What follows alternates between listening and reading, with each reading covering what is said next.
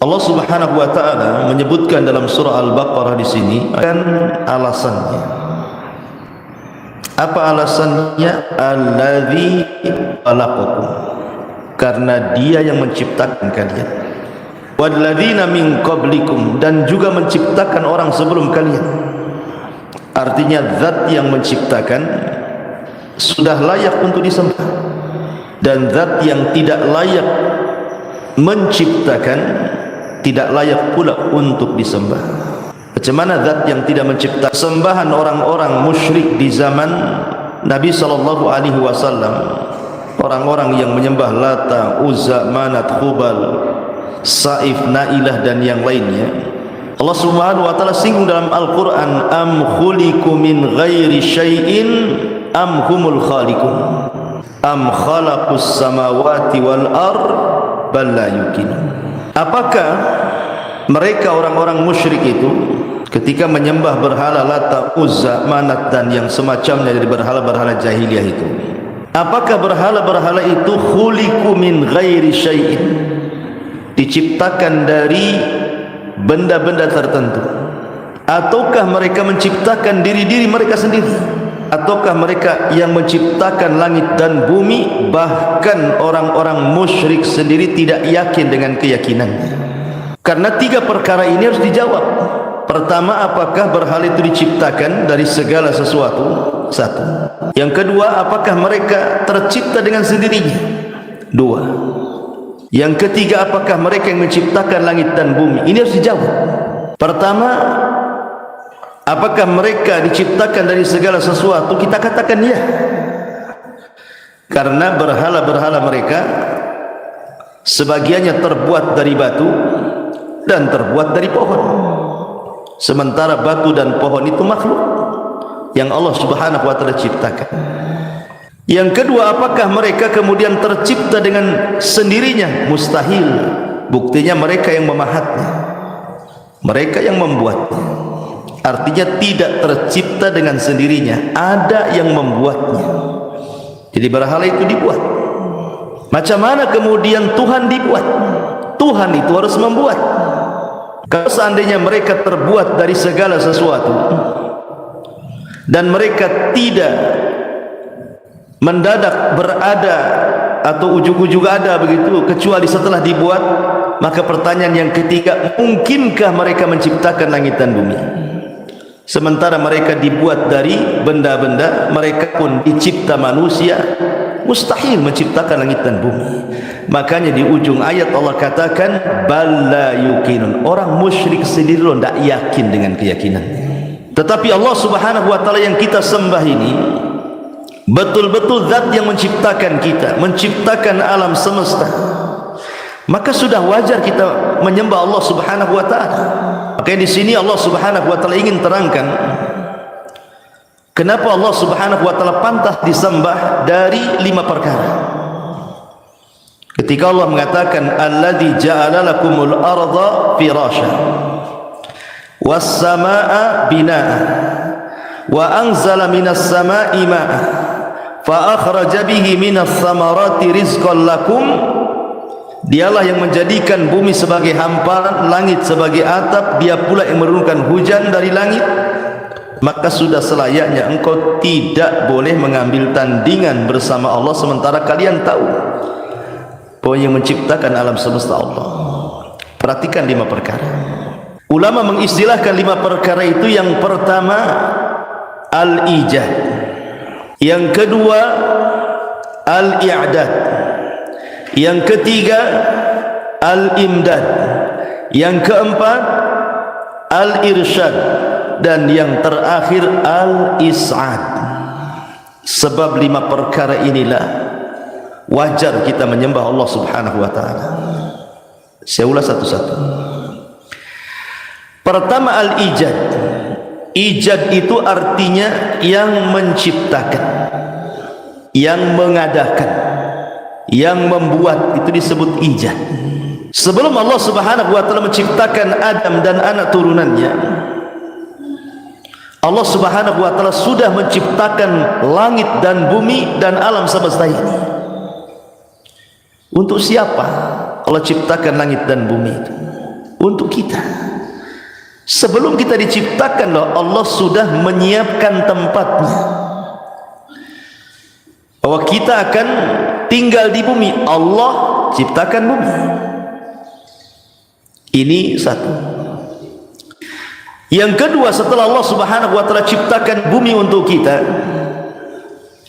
baru Allah Subhanahu wa taala yang kedua al-i'dad. Apa i'dad itu? Menyiapkan fasilitasnya. Ada hutannya, ada lautnya, ada sungainya, ada gunungnya, ada kebun ladangnya, ada tanah yang bisa dihuni, ada tanah yang tidak bisa dihuni. Allah sediakan fasilitasnya. Allah sediakan tentang binatangnya. Allah sediakan tumbuh-tumbuhannya, mulai biji sampai buah-buahnya. Allah sediakan semuanya. Ini namanya al-i'dad. Ini manusia belum dicipta, sudah disiapkan tempatnya. Yang kedua, disiapkan fasilitasnya. Setelah Allah Subhanahu wa taala ciptakan fasilitasnya, Allah membuat fasilitas itu tidak akan berhenti sampai di situ. Tetapi ada yang ketiganya yang disebut al-imdad. Apa imdad itu? Melanggengkan fasilitas itu. Tidak akan hilang fasilitasnya. Kita lihat contohnya pohon mangga. Satu pohon itu, Bu, terkadang bisa sekali musim. Satu pohon itu satu tahun anggaplah 2 kali musim. Satu pohon mangga itu bisa ribuan tuh jumlah buah mangganya itu. Anggap saja satu pohon mangga, kita katakan 1000 pohon mangga, 1000 buah mangga. Satu mangga itu 1000 buah mangga. Bayangkan dari 1000 mangga ini kan ada bijinya tuh. Orang Jawa Barat bilangnya pelok itu. Ada pelok mangganya itu, biji mangganya. Itu biji mangga kalau 1000 tuh 1000 buah mangga dari satu pohon mangga, kalau ditanam tuh jadi 1000 pohon mangga. Kalau tumbuh semua, anggaplah nggak tumbuh semua lah, gagal separuh, 500 lah jadi. Dari bijinya mangga itu jadilah 500 pohon mangga. Kalikan saja 500 pohon mangga, kalau sudah besar kemudian berbuah, menjadi berapa buah mangga tuh? Ribu lagi. Itu contoh tuh. Belum duriannya, belum pisangnya, atau ikan lah. Ikan itu kalau dia melahirkan anak-anak ikan itu bukan satu ikan satu anak ikan, tidak. Itu bisa ribuan ikan tuh. Itu dari satu ikan tuh. Itu telurnya bisa ribuan ikan tuh. Dari ribuan ikan nanti besar. Setiap ikan 1000 ikan lagi. Nah, berapa ikan lagi satu lautan tuh. Makanya lautan itu dipancing hari-hari tak habis-habis. Itu namanya imdad. Allah perbanyak dengan cara seperti itu supaya keberlangsungan nanti manusia itu tidak akan punah, tidak akan kelaparan. Allah buat imdad, tidak berhenti nikmatnya itu. Kemudian cukup sampai di sini nikmat Allah? Tidak. Ada yang keempat yang disebut dengan al-irsyad. Apa irsyad itu?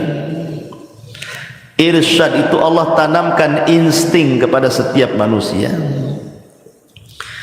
bahwa tidak semua yang Allah Subhanahu wa taala sediakan fasilitas di bumi itu, contohnya umpamanya pohon, dedaunan, bebijian, buah-buahan, tidak semua bisa dimakan. Ada yang bisa dimakan, ada yang tidak bisa dimakan. Ada yang kalau dimakan sehat, ada yang kalau dimakan mati karena beracun. Manusia punya insting, bisa membedakan, oh ini tidak boleh buah ini dimakan nih. Ini kalau dimakan mabok nih, kayak kecubung umpamanya kan. Dari mana kita tahu kalau makan kecubung banyak-banyak mabok gitu? Kan ada insting manusia karena pernah nyoba orang itu. Oh, ini nggak boleh dimakan nih. Oh, kalau anggur, anggur satu bakul nggak akan mabok, kecuali diperas jadi anggur betulan ya. Kalau buah anggur ya nggak akan mabok ya.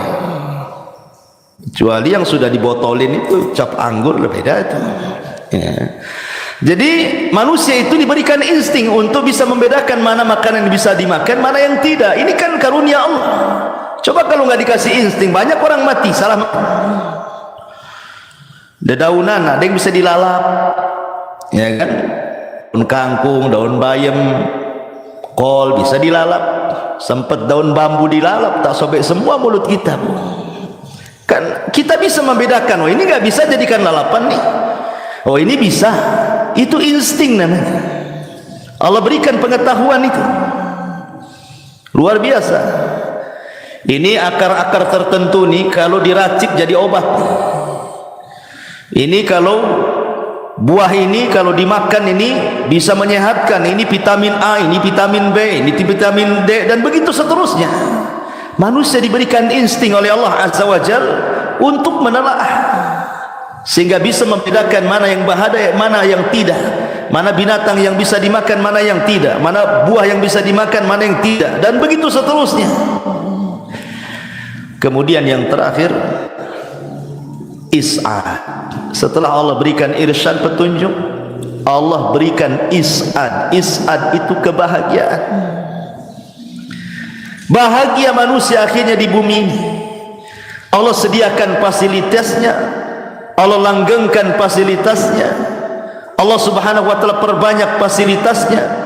Allah bisa mempertunjuk kita untuk memilah-milih mana fasilitasnya. Terakhir kita bahagia di dunia, bisa hidup tenang, bisa punya rumah, bisa punya ladang, bisa punya ini, punya itu. Bahagia, Allah berikan kebahagiaan. Coba dari 5 perkara ini, apa masih kita kufur kepada Allah subhanahu wa ta'ala? Makanya Allah subhanahu wa ta'ala mengatakan, ya ayyuhan nasu'budu rabbakumul ladzi khalaqakum walladzina min qablikum la'allakum tattaqun. Wahai manusia, sembahlah Tuhanmu yang telah menciptakan kamu dan orang-orang sebelummu agar kamu bertakwa. Alladzi ja'ala lakumul arda firasya was samaa binaa. Ini namanya apa tadi? Ijaz. Dialah yang telah menjadikan bumi sebagai hamparan bagimu dan langit sebagai atap. Allah ciptakan fasilitas, Allah ciptakan tempat dulu. Setelah Allah subhanahu wa ta'ala ciptakan tempat, wa anzala minas sama'i ma'an fa akhraja bihi minas thamarat rizqan lakum.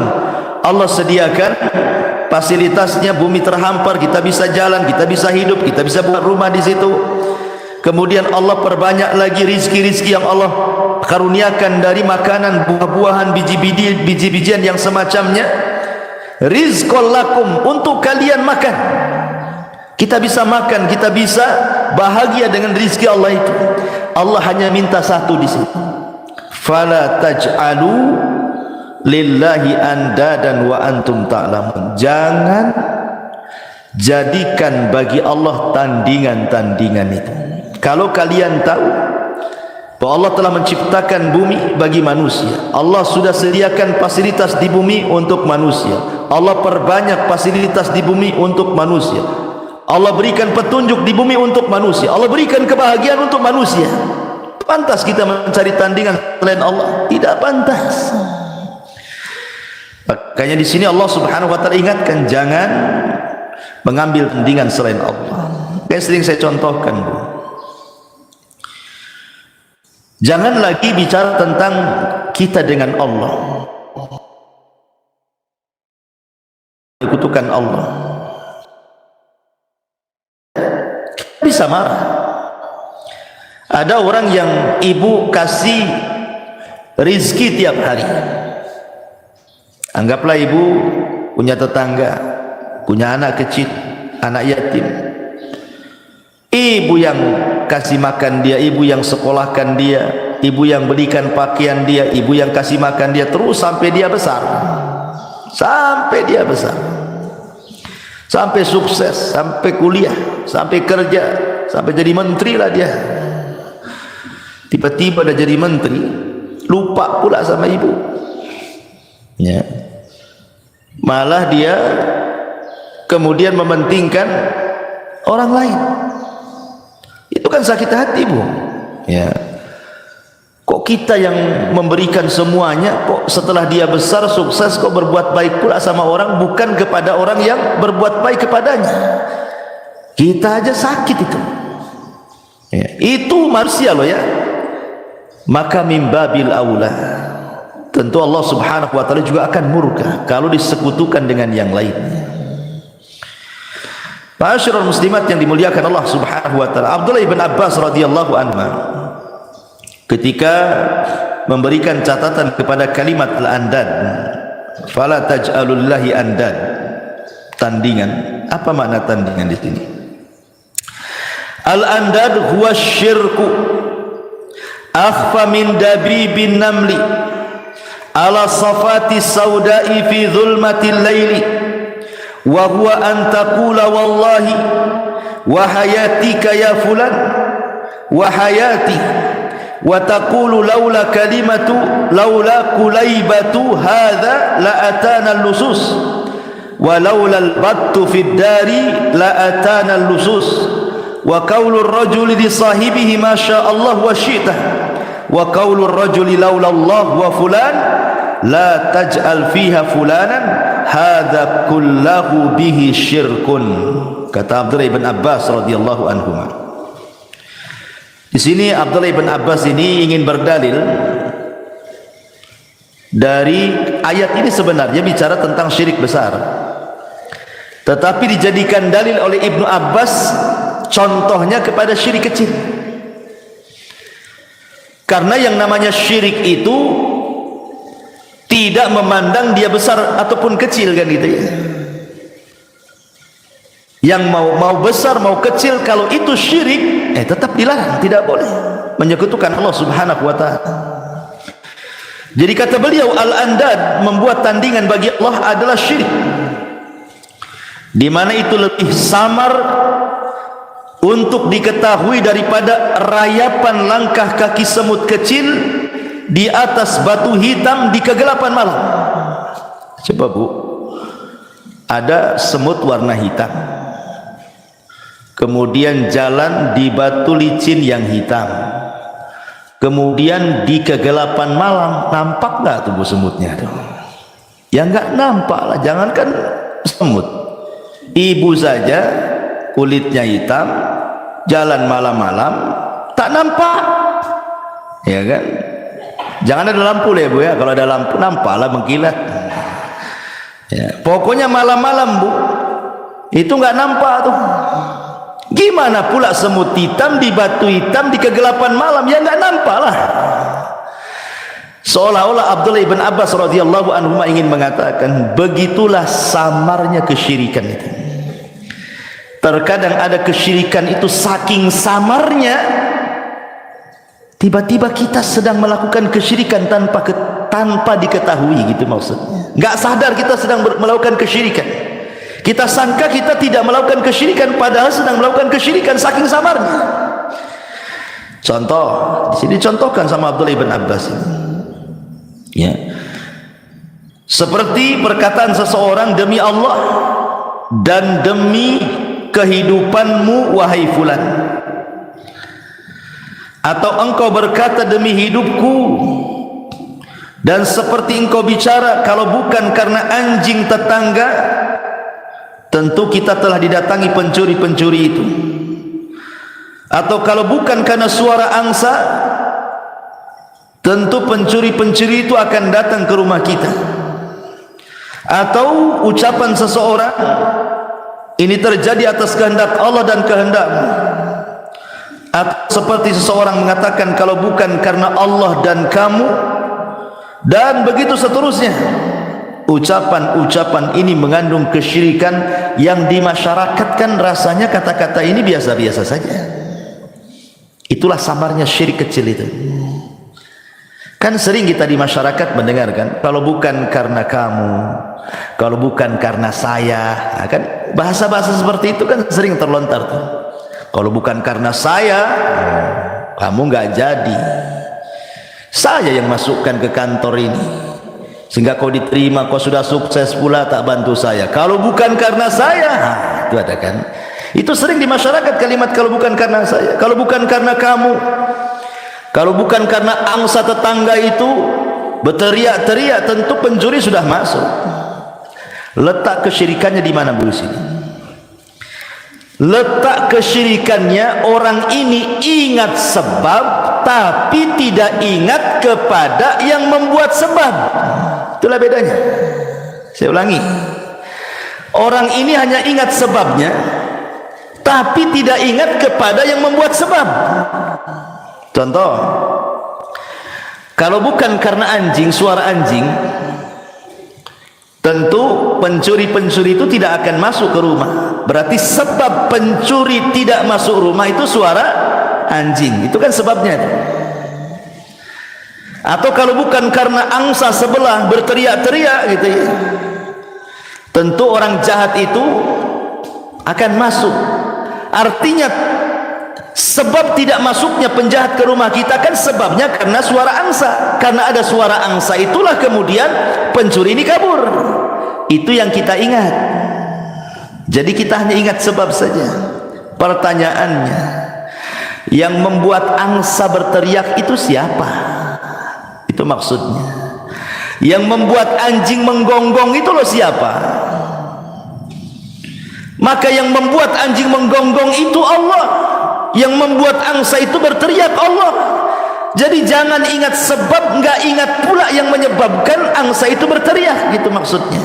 Disitulah letak kesyirikannya, karena kita ingat sebabnya, nggak ingat pula yang menyebabkannya. Makanya kenapa Abdullah ibn Abbas kemudian mengatakan bahwa syirik ini samar sekali, seperti semut hitam berjalan di batu hitam di kegelapan malam. Karena nggak sadar orang itu. Secara logika memang betul yang membuat pencuri lari itu suara anjing. Apa yang salah dari kalimat ini? Kan tidak salah. Memang kenyataannya seperti itu kan Bu. Tetapi kalau kita telaah lebih dalam lagi, kalimat ini salah. Kenapa? Karena dia hanya mengingat sebab, tapi tidak pernah mengingat yang menyebabkan anjing itu menggonggong. Di sini letak samarnya. Ya. Sama dengan perkataan kalau bukan karena aku, dia kan hanya ingat sebabnya saja, seolah-olah dia mengatakan sebab akulah kau berhasil, sebab modal darikulah kau sekarang jadi sukses. Dia hanya ingat sebab saja. Lah yang menyebabkan kita membantu dia itu siapa? Allah. Kalau bukan karena Allah, kita tidak bisa membantu dia. Di sini letaknya. Makanya kemudian jangan sekali-kali seseorang itu lengah dari kata-kata. Karena ada sebuah hadis yang disabdakan Nabi SAW yang mengkhawatirkan hadis ini, menakutkan hadis ini. Kata Rasul, wa innal abda la yatakallamu bil kalimati la yulki laha balan yahwi sahibuha fi nari jahannam ab'ad ma bainal masyriqi wal maghrib. Terkadang ada seorang hamba melontarkan satu kalimat, dia tidak sadar kalau kalimat ini membuat Allah murka. Kan mengatakan kalau bukan karena suara anjing, tentu pencuri tidak akan masuk. Apa salahnya dengan kalimat ini? Dia tidak sadar kan? Dia mengatakan gak ada masalah dengan kalimat itu. Rupanya di balik kalimat itu ada kemurkaan Allah. Kenapa?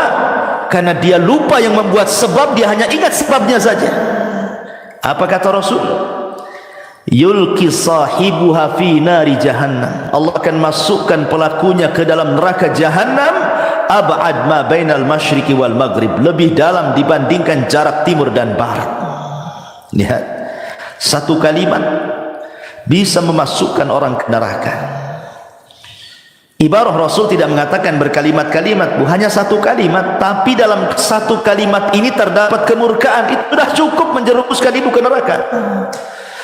Makanya kenapa Nabi sallallahu alaihi wasallam mewanti-wanti soal bicara. Kata Rasul, "Falyakul khairan aw liyasmut." Katakan yang baik, katakan yang benar. Kalau tidak tahu, diam. Ya kan?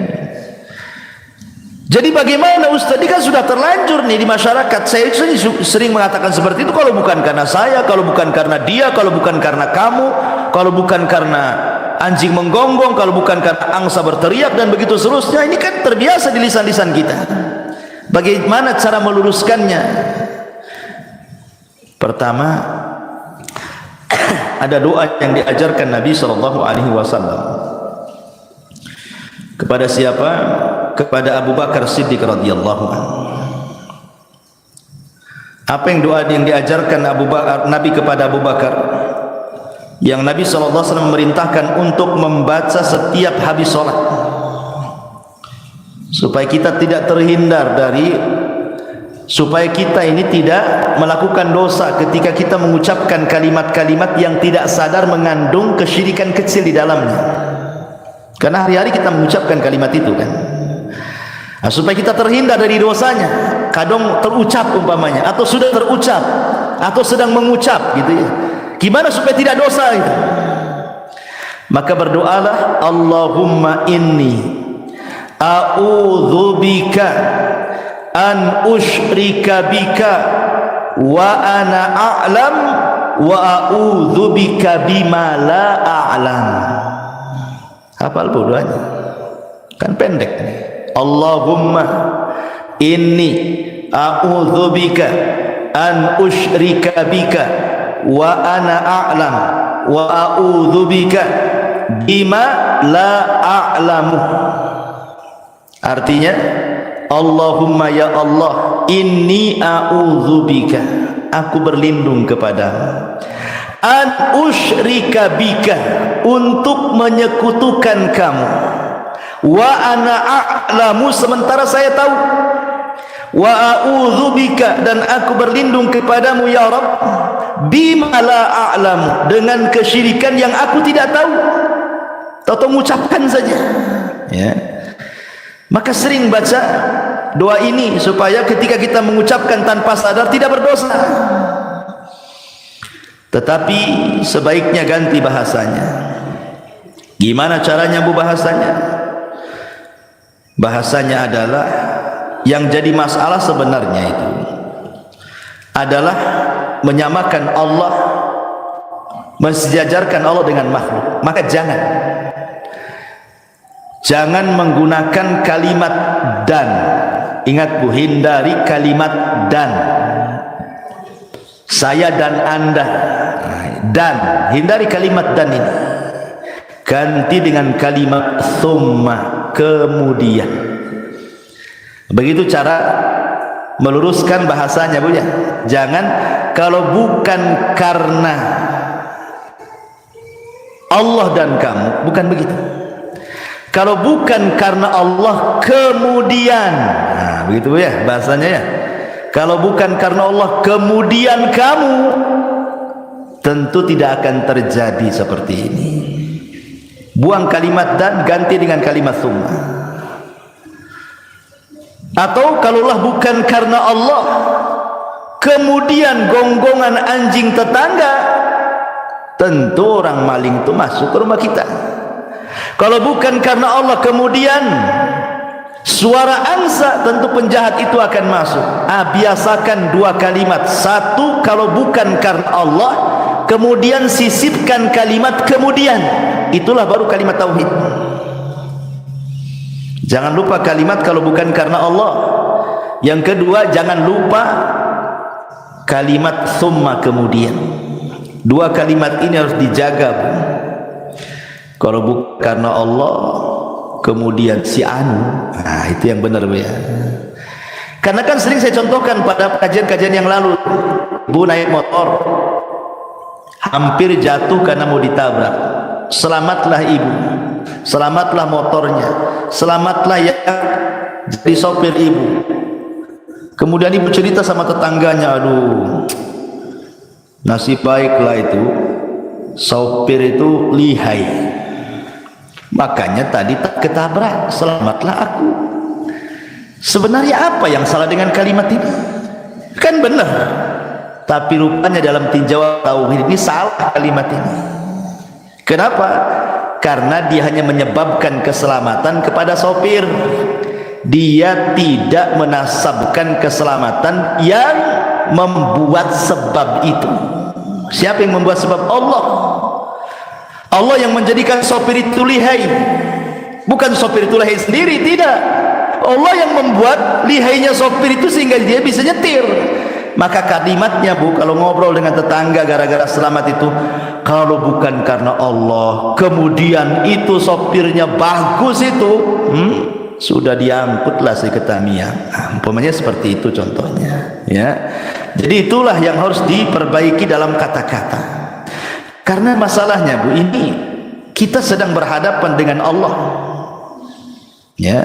Yang kita hadapi Allah Subhanahu wa taala yang menciptakan kita. Makanya kita harus beradab dalam bicara. Jangan sampai kemudian kita saja kalau ngomong sama orang, sama yang lebih tinggi dibandingkan kita aja, kita hati-hati. Ibu nih mau ngomong sama bupati, sama wali kota, hati-hati sekali. Ya, sebab kalau masalah nih, oh nanti saya kena pasal nih. Itu sama manusia saja takut kena pasal kita ini.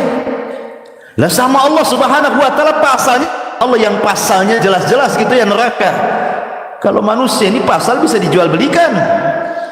Tapi terkadang kita lebih mementingkan pasal manusia dibandingkan Allah Subhanahu wa taala.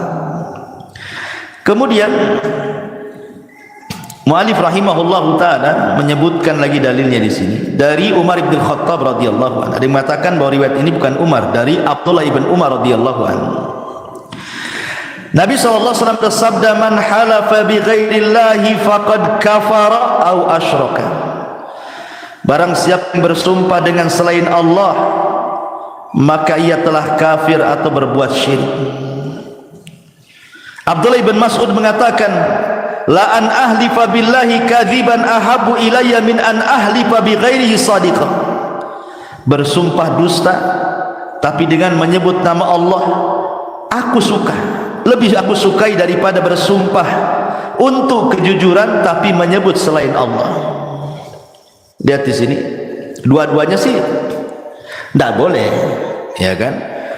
Bersumpah kepada selain Allah tidak boleh. Bersumpah kepada Allah untuk sebuah kejujuran pun tak boleh. Untuk sebuah kedustaan pun tak boleh. Masing-masing tak boleh. Tapi kalau dibandingkan dosanya, kata Abdullah bin Mas'ud, ibu bersumpah kepada selain Allah untuk sebuah kejujuran. Umpamanya ibu jujur, ibu memang tidak mengambil barang orang, ibu bersumpah, tapi sumpahnya kepada selain Allah, demi bintang dan bulan, aku tidak ngambil barang itu. Jujur ibu. Yang satunya mengatakan yang ngambil nih, yang ngambil, dia bersumpah atas nama Allah, demi Allah saya nggak ngambil, padahal dia ngambil tuh. Lebih berat mana tuh dosanya? Lebih berat yang pertama, yang ibu jujur tapi bersumpah demi matahari dan bulan, dibandingkan yang berdusta tapi demi Allah. Kenapa? Karena yang pertama dosanya dosa syirik, yang kedua dosanya maksiat saja, ya. Yang pertama demi matahari dan bulan syirik karena menyekutukan Allah dengan matahari dan bulan, lebih besar dosanya dibandingkan orang yang mengatakan berdusta tapi masih wallahi demi Allah, karena dosanya bukan disumpah tapi bohongnya itu. Nah ini juga hati-hati. Demi cintaku padamu, apa cerita ini? Kan ada tuh kayak gitu. Masa demi cintaku padamu jadikan sumpah pula? Tidak boleh. Ya, dinyanyikan pula. Ini sumpah itu tidak boleh diberikan kecuali kepada Allah Subhanahu wa taala. Harusnya lagunya itu demi cintaku kepada Allah gitu, bukan demi cintaku padamu. Jadi sumpah-sumpah kepada selain Allah ini masuk kepada kategori syirik kecil. Hati-hati. Ya, demi emakku, demi bapakku, nah itu kan, demi moyangku, nah itu tak boleh. sampai Ka'bah pun tak boleh, demi Ka'bah tak boleh. Ya, demi Allah. Ya, kalau demi Rabb Ka'bah enggak apa-apa. Jadi tempat suci saja tidak dibolehkan. Karena itu jatuhnya bisa kepada syirkul asghar. Tetapi bagaimanapun seorang muslim juga tidak meremehkan soal sumpah serapah. Sikit-sikit sumpah, sikit-sikit sumpah. Ya. Jadi tidak boleh memudah-mudahkan orang itu bersumpah-sumpah. Kemudian Nabi SAW mengatakan, man halafa ala yamini kadhibatin yaqtati'u biha mala rajulin muslim aw qala akhihi laqiyallahu wa huwa ghadban. Barang siapa bersumpah dengan sumpah dusta untuk menguasai harta seorang muslim atau dengan redaksi untuk menguasai harta saudaranya, ia akan bertemu dengan Allah dalam kondisi Allah murka kepadanya. Dan ini banyak di persidangan biasanya. Ya, banyak saksi-saksi yang disogok, yang dibayar. Dia sumpah-sumpah depan hakim, depan jaksa gitu ya, untuk mengambil hak orang. Akhirnya yang salah dibenarkan, yang benar disalahkan. Itu banyak sekali. Ya, hati-hati. Padahal Nabi mengatakan apa? Kalau dia berani bersumpah dusta untuk mengambil hak orang, akhirnya yang tidak bersalah jadi bersalah. Tadinya punya harta jadi diambil hartanya, tadinya tidak dihukum akhirnya masuk penjara. Maka kata Nabi SAW, laki Allah wa huwa alaihi ghadban. Ingat, Allah akan datang kepada saksi-saksi yang seperti ini dan Allah akan murka dengan dia. Ma'asyiral muslimat yang dimuliakan Allah Subhanahu wa taala. Kemudian juga mu'allif menyebutkan di sini dari Hudzaifah radhiyallahu anhu, Nabi SAW bersabda, la taqulu ma syaa Allah wa syaa fulan, walakin qulu ma syaa Allah thumma syaa fulan. Janganlah kalian mengatakan atas kehendak Allah dan kehendak si fulan, tapi katakanlah atas kehendak Allah kemudian kehendak si fulan. Diriwayatkan dari Ibrahim An-Nakhai, annahu yakrahu an yaqula a'udzu billahi wa bika, wa yajuzu an yaqula billahi thumma bika, aw qala wa yaqulu laula Allah thumma fulan, wa la taqulu laula Allah wa fulan. Kata Ibrahim An-Nakhai bahwa dia melarang ucapan aku berlindung kepada Allah dan kepadamu, tetapi katakanlah aku berlindung kepada Allah kemudian kepadamu, atau ucapan kalau bukan karena Allah kemudian fulan, tapi jangan dikatakan kalau bukan karena Allah dan fulan. Dari sini saya sudah jelaskan bahwa dalam berbicara jangan lupa dua kalimat, atas kehendak Allah, dan jangan pernah menyebut kalimat dan. Ganti kalimat dan itu dengan kemudian.